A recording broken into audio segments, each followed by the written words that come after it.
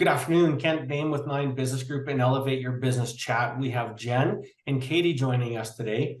Ken and Katie, please introduce yourself. Tell us your company, but most importantly, what makes you different and what sets you apart from your competition. Jen, Katie, welcome. Hi, Ken. Thank you so much for having us. We're so excited, and I will let Katie answer the first question. Yeah, so we are Jen and Katie from The Nutrition Room, which is a dietitian-run private practice. We're based out of Calgary, but we also offer virtual services. We specialize in intuitive eating for chronic illness, specifically diabetes and heart disease. So this is absolutely, that in and of itself is what sets us apart from other private practices, other dietitians, because people know what intuitive eating is. They also know that they need, lifestyle modifications and help with their diet and nutrition to manage chronic illness. We put those together to create a really sustainable, easy, feel good, live your best life plan for our clients. And I think that really is what makes the difference. We go into working with our clients not with the intention of, I'll create you a plan, and then in a year, 6 months, 2 years, you have to come back and we have to help you again because you've fallen off the wagon. We make it sustainable. So our hope is that we work with you for a set amount of time, however much time you need to make changes. You go away and can live your life and just effortlessly implement those changes while achieving those health goals that you originally had before. Now, you used the word intuitive, and you sort of implied that people know what intuitive eating is. I'm going to go with the assumption that nobody has a bloody clue what intuitive eating is. So how about you share with us what you guys adhere to as intuitive eating? Go ahead, Katie. Yeah. So you're right. I should have explained that a little bit more. Though intuitive eating isn't necessarily a new concept, it's more novel. Not a lot of people use it. So we really do, this is an innovative approach. And that's what we are. That's what we like. We are an innovative private practice. And so intuitive eating essentially means relying on yourself to tell you what is the healthiest lifestyle for you. So it's a way of relearning to eat. And I say relearning because we're all born as intuitive eaters. We come out knowing exactly how much we need to eat, when we need to eat, what we need to eat. It's over the process of our life that we kind of lose touch with that and unlearn how to be an intuitive eater. So we help people relearn that so that they can repair their relationship with food, and we can come at food recognizing that it doesn't have to be restrictive. You don't have to feel guilty afterwards. You can just listen to yourself and trust your body. So we really help people get in tune with, what does hungry feel like? What does fullness feel like? What does satisfaction feel like? And how can we remove any guilt and shame that you've developed over your life to just eat in a way that feels good from a holistic perspective? I think it's great. And the reason I do is in many of the books I've read over the years, both health, mindset, business, etc., there's a lot that our body can do by itself. And it's interesting because in that journey in 30 some odd years of, like most people, up and down on the weight roller coaster, a lot of it has come down to me to what programs, if you will, have worked for me, and really understanding how my body, we can do the whole paleo thing and blah, blah, blah, or we can do the keto thing. But I think your point is spot on, is following a program or a guideline to a point, but most importantly, listening to the body and letting your body tell you what feels good. I love the 4-hour diet. I think is one where they do only fruit before noon. Great program, except my body just doesn't like fruit as much as the next person. So just listening to your body and adhering to what makes sense for you and your goals, I think, is genius. So keep up the good work. You guys shared with me that in 6 years, been about 6 years since you started in business. It's a love-hate relationship I have with the first 3 years in business. We go through a lot as entrepreneurs. It is like the conversation I was having with my 25-year-old just a few hours ago. It's the accidental learning on purpose stage. As we go from 16 to 25, we learn by accident. We do things and life teaches us lessons. And in entrepreneurship, that's the first 3 years. We just start out. We're doing things for the first time. We're doing things we haven't done before. So what has been your biggest challenge in your journey so far? How did you overcome it? What does it look like today? Yeah, so I think we've probably had three major challenging points in our business, like we talked about earlier. That first 3 years where we didn't really know what we were doing and we were learning by trial and error.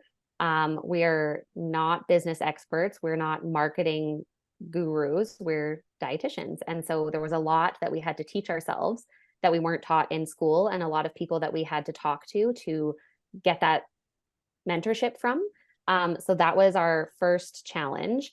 Our second challenge, which I'm sure everyone experienced, was COVID. So we were practicing face to face with our clients, and then obviously it all got turned virtual, which now feels very easy, but the transition was confusing and we didn't know what to do, or if people would even like talking to a dietitian by Zoom or over video, or just over the phone. So just the challenges of COVID, of course, were the second one. And the last challenge that we had to overcome, and we're through it now, was we had back-to-back babies. So Katie had a baby, and then a year after I had a baby. And so we were each running the business basically by ourselves for a year while still trying to grow it, also grow our children, and kind of like stay on top of everything. And now that both of our kids are a little bit older, my daughter's almost 2, Katie's son is almost 3. We're at the phase now where we're starting to build. And so that's where our business is now, is we're in the growing phase, after, all of those trial and errors and learning lots of hard lessons and learning to prioritize. So that's kind of the big three. It's great insight. So let's take from there and lead right into the growth strategy or the growth objective. Over the next 6 to 12 months, what is the biggest thing you're looking to accomplish? What is the one thing that, if I could, quote unquote, magic wand, big bag of money give you, what was the one thing you would accomplish? Sorry, I'm considering this carefully because when you said big bag of money. Yeah. That changes things. Yeah. What would we accomplish? Well, I think it would just be continuous growth in on a lot of different platforms and a lot of different aspects. So it would be awesome for us to be able to continue to build our team, so that we could have, a multi-dietitian practice.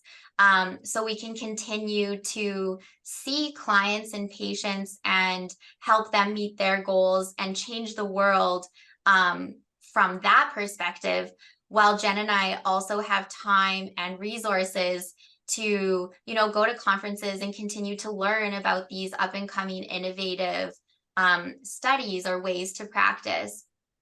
Also to, be able to have more time and energy and resources to market ourselves or advertise ourselves, right? We feel like we have such a big, important message to disseminate. And unfortunately, we're only 2 people who are also trying to do all the other things that come into a business. So if we could have more opportunity and resources to, write blogs, come up with recipes, Instagram, all the different, platforms. Now there's Threads. And I think it would just be kind of continuous growth while still maintaining kind of the base that we have. Mm-hmm. Great answer. What would it mean if that got done for you? I know we didn't quantify it, but let's fast forward. It's August 2024 of next year. What would it mean? What would we get all that done? What would it mean for you? Oh man, that would I just got truth tingles, Yeah. Is what Katie and I call it. So, so if that were done for us, I think it would just allow Katie and I to really enjoy our business at its greatest potential and not feel like there was so much work all of the time. Like we know we could have a team of people that were taking care of the clients, and the client outcomes were positive and good, and we could provide a knowledge base for the public or for, our team or the people that we interact with, the interdisciplinary team. So yeah, I think it would just make us feel very fulfilled if we didn't have to spend so much time on the nitty gritty. I would also like to add to that. Sorry, is that okay, Kit? Yep, please do. Yeah. I just also want to add to that like further to that fulfillment. I think it would be really exciting for us because what we're trying to do is change the way of healthcare essentially. So with us getting more opportunity, getting our word out, having more clients reach out to us and tell other people about it, having more dietitians on our team who are practicing the same way, for us, that is changing the way of healthcare from a dietitian standpoint, hopefully then kind of trickling into other members of the multidisciplinary team, which in the long run, the reason Jen and I like to practice this way is we truly believe that it is going to change longer term health outcomes and healthcare's burden on society in multiple ways. I love it, and best of luck to you, and let us know what we can do and help in any way. Because I too believe that I'm not putting words in your mouth. I believe big pharma is not going to save the day, and there are some fundamental things that we are doing wrong in our dietary structure today across North America. I was reading a book today. What is the first thing? This is the first time in 100 and some years that the average age expectancy for North Americans is actually starting to decline. And that's pretty sad, given what we have access to and what we know. So keep up the good work there. If there was a pirate, a thief in your business, what would they be stealing from you? Yeah, so I think what they would steal from Jen and I is our special sauce. So Jen and I work really well together, and I think that we've been successful this far in our business because of how we interact with people and how we use our non-judgmental approach and our lighthearted way of working with people, and incorporating that into our business. I think that's what they would try to steal. They would try to steal essentially our intellectual property without it being something tangible. They would try to I think they would try to mimic how we make relationships, how we build our relationships, and then how we use that to grow and succeed. Yeah. And just to add on to that, like there are lots of people out there that could structure a business the same way that we do or the same way that everybody does. But it's just about the essence, the energy, the way that we provide our services and the way that we interact with people that we come across in the journey of building our business that I don't think can be mimicked. And so I think that's what would be stolen by a pirate is just, the essence of who we are as business owners. Good for you. I think you're spot on. I think that is the hardest part is many business owners try to duplicate what we do, but it's the how we do it that becomes critical. And more importantly, as the two of you grow and formalize your business in a much more mature way, the biggest challenge, and I think that's what Sam's looking for, excited the most about that, is how do we systematize that uniqueness so that it's not stuck just for the two of you to do, but your entire team can embrace that intuitiveness of how you onboard clients and how you work with them, because that then becomes a duplicatable model. In 6 years of doing this, when you started, did you have a definition of successful business? And is it the same today, or has it changed, and why? Yeah, so we talk about this a lot, what our definition of success is. And I think what it's always been primarily is our client outcomes. So when we're working with people, we want them to be better than before they were working with us, whether it's how they feel about their bodies, their overall health, how they're managing their chronic disease. Client outcomes are our number one marker of success. And like we've talked about, another indicator of success to Katie and I is to build our team. If we were able to do that, that would feel like success to us. It would feel like we were growing and we were succeeding. And then, of course, as any business owner hopes, you want to be financially successful. And as women in business, I think that is a big marker of success for us, as well as the financial piece, of course. I'm And I think it has it has changed, and it also has remained consistent throughout our whole experience since starting the nutrition room.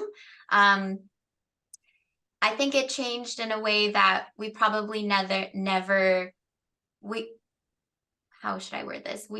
You just can't predict how you're going to shift because you know so little when you start out. Yeah. So I think we realized when we started, we thought, oh, we just want a multi-dietitian practice.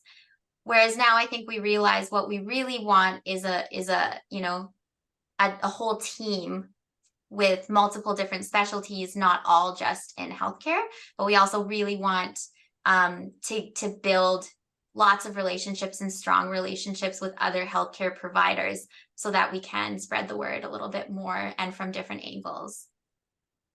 Fascinating. What do you want to be known for? I want to be known for, helping people meet their goals in what feels like the most fulfilling, satisfying, effortless way. I want people to know that you can get what you want out of life without it feeling restrictive and like you have to cut off all other good parts in your life. I also want us to continue to be known for, our personality, right? For the fact that we are happy, bubbly people and we welcome everyone and we aren't judgmental. What about you, Jen? Yeah, hit the nail on the head. Those are all the things I want to be known for as well. Yeah, and it's just that positive reputation that we have and we maintain. I just want that to be the cornerstone.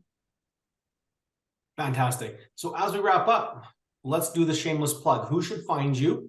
Most importantly, who should find you? Who's the ideal client? And where should they find you? How do they reach you? Yeah, so where people can find us, there's several different places, but we do have a website, which is thenutritionroom.com. You can also find us on places like LinkedIn, Facebook, Instagram, and there are a couple of other places that the general public can look for registered dietitians in private practice. One is called the Dietitian Directory. Another one is Lumino Health, which is for people that have Sun Life as their health insurance provider through work. And we're also on Dietitians of Canada and the Alberta College of Dietitians. Both of those places have private practice registries. And I guess our ideal client is just people that are looking for something a little bit different when it comes to managing their health, that non-judgmental approach. They're interested in that intuitive piece. If they haven't heard that before, or maybe they have and they want to learn more, and maybe a different way to manage specific chronic illnesses, like Katie mentioned earlier. There's a certain way that health is managed in, healthcare overall, and we want people to feel a little bit more supported and a little bit more heard and understood. And we kind of walk that path with them rather than send them on their way with instructions. So that would be our ideal client. I'm sure Katie has something to add. Yeah, just to add to that, so anyone who has had an ongoing struggle with weight loss, weight cycling, that on and off the wagon cycle of starting a diet, failing, restarting a diet, failing, and this may be complicated by chronic health conditions like heart disease or diabetes. And they're exhausted, they're fed up with the battle, they feel like they're constantly at war with food, they just feel worse and worse mentally and physically. We are your girls. We can stop that cycle. Yeah. Sounds fantastic. Thank you very much. You guys have been great. The answers were concise and very intuitive. So we'll leave it there, and we're looking forward to hearing the rest of your story as you can help hundreds, if not thousands of people live their best life. Thanks so much. Thanks so much. Thank you.